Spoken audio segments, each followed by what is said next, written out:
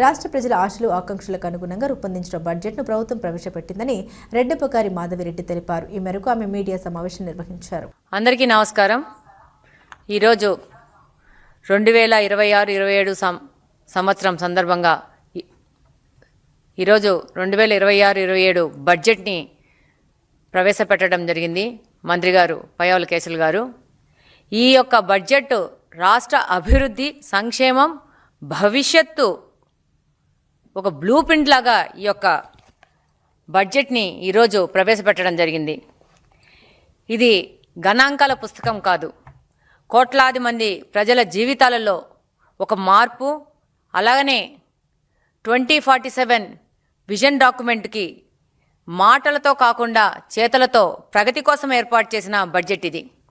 ఈరోజు రాష్ట్ర భవిష్యత్తు స్పష్టమైన దిశను చూపే విధంగా ఈరోజు ఈ బడ్జెట్ను ప్రవేశపెట్టడం జరిగింది. ప్రజల ఆశలు, ఆకాంక్షలు అనుగుణంగా ఈ బడ్జెట్ని కూటమి ప్రభుత్వము రూపొందించడం జరిగింది. ప్రజల జీవితాల్లో నిజమైన మార్పు తీసుకొచ్చి ప్రజలను అభివృద్ధి పదంలో తీసుకుపోవడానికి ఈరోజు 2026-27 బడ్జెట్ని ప్రవేశపెట్టడం జరిగింది. బలుగు బలహీన వర్గాల అభివృద్ధే లక్ష్యంగా వ్యవసాయం, పారిశ్రామిక, సాగునీటి, విద్య, వైద్యం, టూరిజం, పంచాయతీరాజ్, మహిళా శిశు సంక్షేమ రంగాల్లో బలోపేతం చేసే విధంగా ఈ బడ్జెట్ను ప్రవేశపెట్టడం జరిగింది. ఇందులో ఎస్సీ, ఎస్టీ, బీసీ, మైనార్టీ వర్గాలకు ప్రధాన ప్రాధాన్యత ఇచ్చి ఈరోజు బడ్జెట్ ప్రవేశపెట్టడం జరిగింది. అన్ని వర్గాల సమగ్రాభివృద్ధి లక్ష్యంగా దాదాపు 3,32,205 కోట్లతో ఈరోజు బడ్జెట్ను ప్రవేశపెట్టడం జరిగింది. గౌరవ ముఖ్యమంత్రి గారు అలాగనే గౌరవ ఆర్థిక మంత్రి గారిని ఈ సందర్భంగా అభినందిస్తున్నాం. రాష్ట్ర అభివృద్ధి లక్ష్యంగా ఎన్నడూ లేని విధంగా మూలధన వ్యయాన్ని 53,915 కోట్లు కేటాయించడం అనేది ఎంతో హర్షించదగిన విషయం.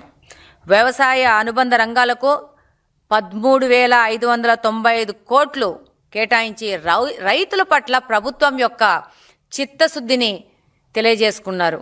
అలాగనే ఈరోజు ఈ బడ్జెట్లో రాయలసీమకు అగ్రతాంబూలం ఇచ్చారు. రాయలసీమ వాసిగా ఈ యొక్క బడ్జెట్ను నేను స్వాగతిస్తున్నాను. కూటమి ప్రభుత్వం తాజాగా ప్రకటించిన బడ్జెట్లో రాయలసీమకి దాదాపు 30,000 కోట్లు కేటాయించి రాయలసీమ అభివృద్ధే కూటమి ప్రభుత్వం యొక్క ప్రధాన లక్ష్యంగా ఈరోజు తెలియజేసుకున్నారు. ఈరోజు ఈ యొక్క కేటాయింపులనేటివి రాయలసీమకు అభివృద్ధికి చిహ్నంగా నిలుస్తాయి. కరువు తాండవం చేసే రాయలసీమ ప్రాంతానికి రాయలసీమ ఇంటిగ్రేటెడ్ అభివృద్ధి పేరుతో 30,000 కోట్లు కేటాయించడము సీమ తరపు ప్రజల నుంచి ప్రభుత్వానికి, ముఖ్యమంత్రి గారికి ధన్యవాదాలు తెలియజేసుకుంటున్నాము.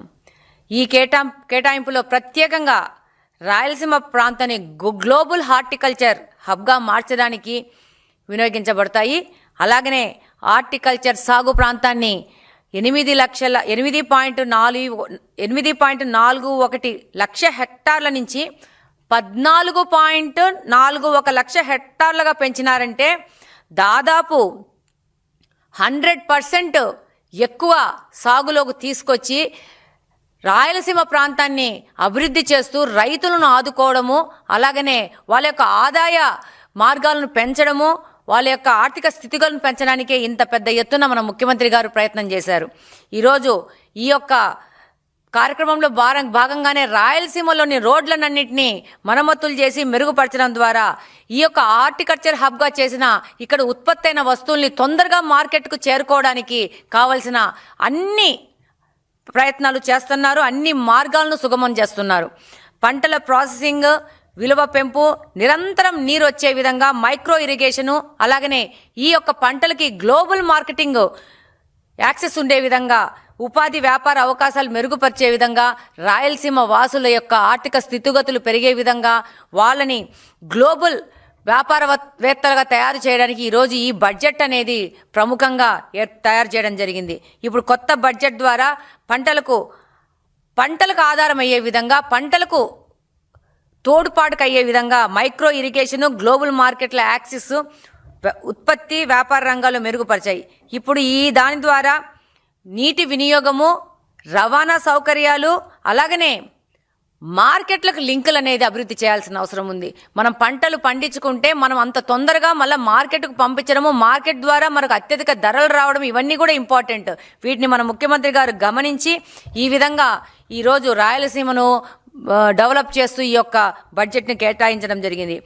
ఈ యొక్క నిధులు ప్రధానంగా రాయలసీమ గ్లోబల్ హార్టికల్చర్ హబ్లో మార్చడంలో, నీటి, రోడ్ల, మార్కెట్ లింకులు, మౌలిక సదుపాయాలు అభివృద్ధి చేయడంలో ఎంతగానో ఉపయోగపడతాయి.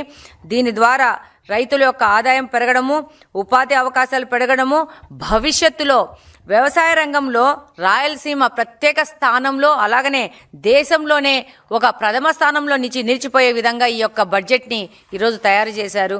దీన్ని ప్రతి ఒక్క రాయలసీమ ప్రాంత వాసులు హర్షిస్తున్నారు. గత వైసీపీ ప్రభుత్వంలో రాయలసీమ అభివృద్ధి ఎంత కుంటుపడిందంటే వ్యవసాయ రంగంతో పాటు సాగునీటి రంగాన్ని కూడా సర్వనాశనం చేశారు. ఈ రోజు కూటమి ప్రభుత్వము 8,000 కోట్ల రూపాయలకు సాగునీటి ప్రాజెక్టులకు కేటాయించి 20 నెలల్లో ఈ ఖర్చు చేస్తే, గత వైకాపా ప్రభుత్వము 5 ఏళ్లలో కేవలం 2,000 కోట్లు కూడా ఖర్చు చేయలేదు. ఇదే వాళ్ళ చిత్తశుద్ధిని తెలియజేస్తుంది. ఈరోజు రాయలసీమకు వాళ్ళకి ఏ విధమైన ద్రోహం చేశారనేది ఈరోజు ఈ బడ్జెట్లో రాయలసీమ కోసం కేటాయించిన కేటాయింపులు అనేది స్పష్టంగా తెలియజేస్తూ ఉన్నాయి. ఈరోజు 102 సాగునీటి ప్రాజెక్టులను జీవో నంబరు 365 ద్వారా రద్దు చేశారు గత ప్రభుత్వంలోని పెద్దలు, గత ప్రభుత్వంలోని ముఖ్యమంత్రి గారు. చంద్రబాబు నాయుడు గారికి ప్రేరు వస్తుందని చెప్పేసి ఆ రోజు నిర్మాణంలో ఉన్న ప్రాజెక్టులను ఆపేసేసి నిధులు కేటాయించకుండా వాటిని దగా చేశారు. ఈరోజు వీటన్నిటినీ మళ్ళా మనం పునరుద్ధరించుకోవాల్సిన అవసరం ఉంది. ఆ రోజు రాయలసీమ బిడ్డలు దగా పడ్డారు, ఉపాధి లేక వలసలు పోయారు. అలాంటి పరిస్థితి మన రాయలసీమకు ఉండకూడదని చెప్పేసి ఈరోజు ఇంత పెద్ద ఎత్తున నిధులు కేటాయించడం కానీ, అటాగనే గ్లోబల్ హార్టికల్చర్ హబ్గా రాయలసీమని తయారు చేసి ఒక భారతదేశానికే తలమానికంగా రాయలసీమను తయారు చేయాలనే ముఖ్య ఉద్దేశంతో మన ముఖ్యమంత్రి గారు చంద్రబాబు నాయుడు గారు ఈరోజు పనిచేస్తున్నారు. దాదాపు రాయలసీమలో 3 లక్షల ఉద్యోగాలు రాబోతున్నాయి. ఇప్పుడు వచ్చే ఈ యొక్క కొత్త పారిశ్రామిక వాడల ద్వారా ఉద్యోగ కల్పన పెద్ద ఎత్తున రాయలసీమ ప్రాంతానికి క్రియేట్ కాబోతోంది. అలాగనే ఈ బడ్జెట్ కేటాయింపుల ద్వారా సీమకు అగ్రతాంబులేశారు మన ముఖ్యమంత్రి చంద్రబాబు నాయుడు గారు. మరోసారి కూటమి ప్రభుత్వానికి రాయలసీమ వాసిగా ధన్యవాదాలు తెలియజేసుకుంటా ఉన్నాను. అలాగనే రాబో కాలంలో రాయలసీమ భారతదేశంలోనే పెద్ద ఎత్తున అభివృద్ధి చెందడం కానీ, రాయలసీమ యువత పెద్ద ఎత్తున మంచి అవకాశాలు అందుకొని పెద్ద స్థితికి రావడం కానీ, అలాగనే మన సాగునీటి ప్రాజెక్టులు కానీ, అలాగనే మన హార్టికల్చర్ హబ్బులు కానీ, వ్యవసాయ పరంగా కానీ, అలాగనే మౌలిక వసతుల కల్పనలో కానీ, రోడ్ల పునరుద్ధరణతో కూడా రాయలసీమ ముందుకెళ్తుంది. ఆంధ్రప్రదేశ్లోనే ఈ విధంగా రాయలసీమని ముందుకు తీసుకొచ్చిన మొట్టమొదటి ముఖ్యమంత్రిగా చంద్రబాబు నాయుడు గారు చరిత్రలో నిలిచిపోతారు. అలాగనే రాయలసీమ ప్రాంత వాసులందరూ ఈ యొక్క బడ్జెట్ను స్వాగతిస్తున్నారని ఈ సందర్భంగా తెలియజేసుకుంటా ఉన్నాను. Thank you very much. ఈరోజు హార్టికల్చర్ సందర్భంగా ఈరోజు ఈ యొక్క విస్తీర్ణాన్ని పెంచి రైతులకి ఇంకా ఎక్కువ మొత్తంలో ఈ యొక్క వాళ్ళ విస్తీర్ణం చేసే ఏరియా పెరగడం ద్వారా, అలాగనే ఈరోజు ప్రత్యేక SEZలు కానీ, పారిశ్రామిక వార్డులు కానీ, కొప్పర్తి